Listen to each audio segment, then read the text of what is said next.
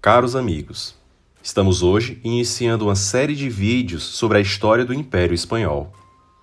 Falaremos, no primeiro episódio da série, sobre a ascensão de uma das mais icônicas e importantes rainhas da história, responsável por mudar a história da Espanha e da humanidade, fazendo com que esse país adentrasse de fato na Idade Moderna e transformando-o em um verdadeiro império.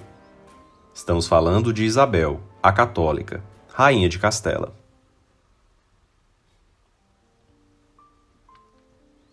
Isabel nasceu em Medina do Campo, no ano de 1451.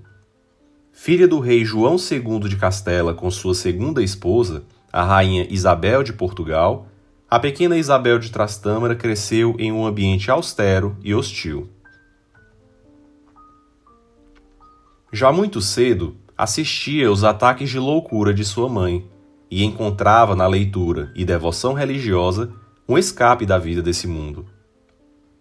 Além disso, foi uma princesa que teve uma formação rigorosa, não apenas religiosa, mas também nas línguas e no xadrez, sendo uma grande enxadrista.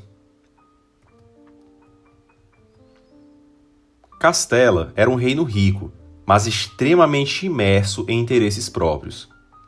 Com uma das maiores populações da Europa, bem superior, por exemplo, à população da Inglaterra, e com grandes rebanhos e reservas naturais, o rico reino de Castela não ostentava suas riquezas, por estar constantemente imerso em guerras e intrigas internas.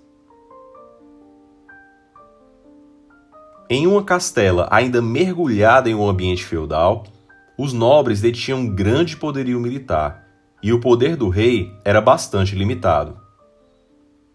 Era comum ocorrerem guerras que só visassem assegurar os interesses dos nobres, que nem sempre eram legítimos. E é justamente nesse contexto que sobe ao poder o meio-irmão de Isabel, o rei Henrique IV, o Impotente. Henrique era conhecido por ser um rei débil e fraco de personalidade. Agradava ao máximo aos nobres, em especial os que se revoltavam contra ele, e tinha, de fato, pouco poder real. O problema maior se dá quando Henrique não consegue engravidar sua esposa, Joana de Portugal. Justamente por isso, foi tido com o apelido de O Impotente. Entretanto, quando finalmente sua esposa fica grávida e dá à luz à princesa Joana de Trastâmara, é espalhado um boato de que esta não seria sua filha legítima, dada a semelhança física da menina com o nobre e muito amigo de Henrique, Dom Beltrán de la Cueva, razão pela qual a menina foi apelidada de A Beltraneja.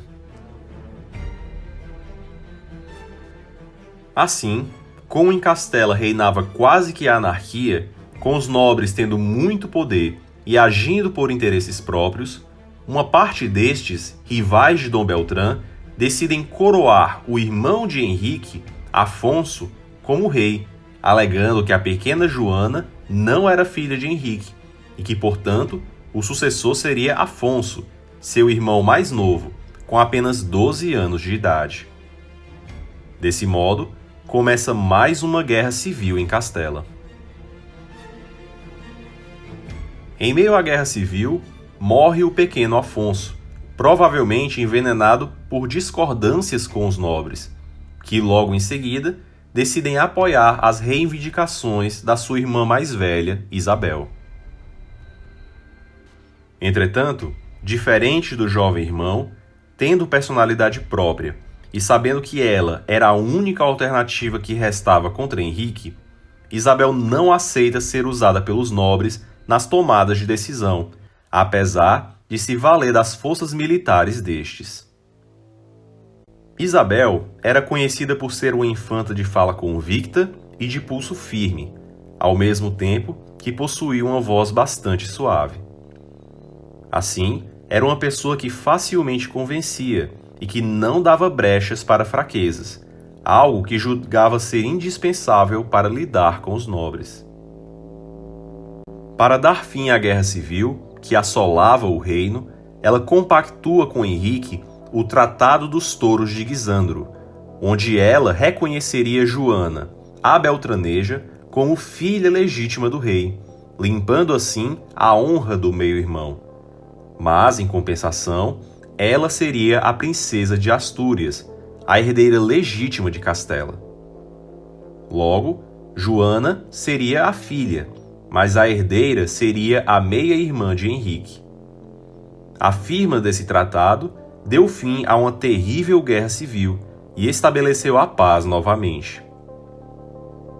Henrique tenta por várias vezes descumprir o acordo, tentando casar Isabel com pretendentes impotentes, velhos e de reinos distantes, a fim de afastá-la de Castela e dar a sucessão para sua filha. Mas Isabel decide casar, sem a anuência do irmão, com o príncipe Fernando II, rei da Sicília e herdeiro da coroa de Aragão. Porém, surge um grande problema. Por serem primos em segundo grau, precisavam de uma bula papal autorizando a dispensa do matrimônio. Mas, se o Papa desse a bula para o casamento, desagradaria o rei titular de Castela, Henrique. Assim, o Papa dá uma dispensa verbal e uma bula não assinada legitima a união do príncipe e da princesa.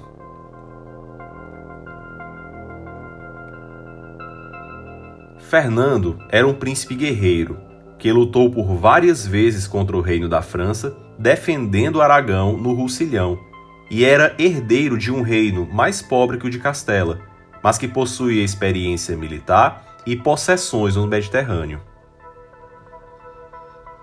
Fernando, até então príncipe de Girona, e Isabel, princesa de Astúrias, enfrentaram períodos de grandes turbulências, com Aragão atolado em uma guerra interna com a província catalã rebelde e uma externa com a França, e com Castela também imersa em uma guerra civil. Esse período de grandes dificuldades fizeram com que o casal se unisse ainda mais e se tornasse resistente às dificuldades.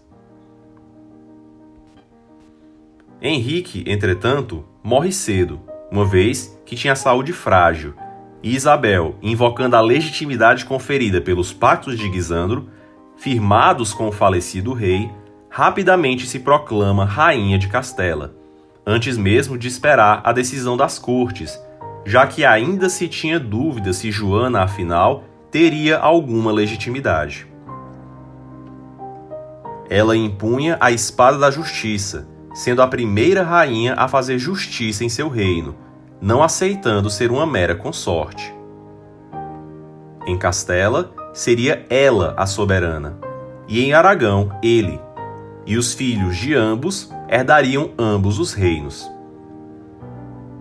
Desse modo, com o raro fenômeno de dois reis titulares em seus reinos casados entre si, haveria uma união pessoal das coroas de Castela e Aragão, que formariam o que hoje é a Espanha.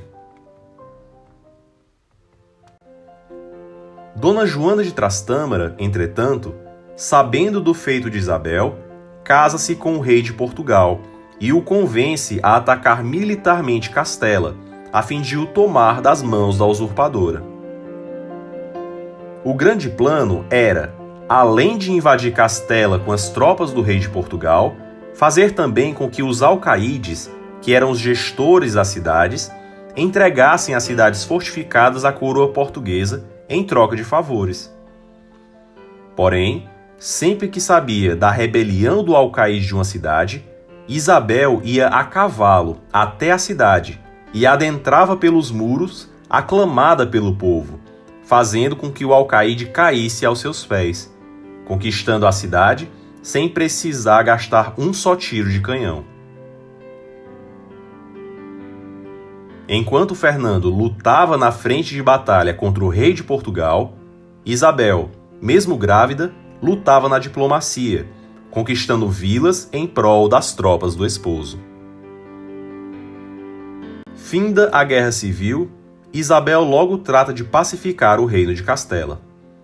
A coroa reforma o sistema de justiça, conferindo às irmandades poder para fiscalizar o cometimento de delitos e passa a punir com enorme rigor os crimes cometidos nas estradas e nas cidades, fazendo com que os índices de criminalidade caíssem a níveis nunca antes vistos, dado o temor que se tinha pela mão da rainha. Além disso, Isabel centraliza o poder em Castela, diminuindo consideravelmente o poder dos nobres, confiscando propriedade de revoltosos e tendo um maior domínio sobre os impostos. Entretanto, apesar de conquistar tal feito, uma coisa incomodava a jovem e religiosa rainha desde sua mais tenra idade: o fato de Castela aceitar como vassalo o reino muçulmano de Granada, ao invés de conquistá-lo. Em sua mentalidade, onde a fé estava acima de conchavos e de qualquer outro assunto secular, isso era algo inadmissível. Mas a conquista de Granada será o tema que só será tratado no próximo episódio.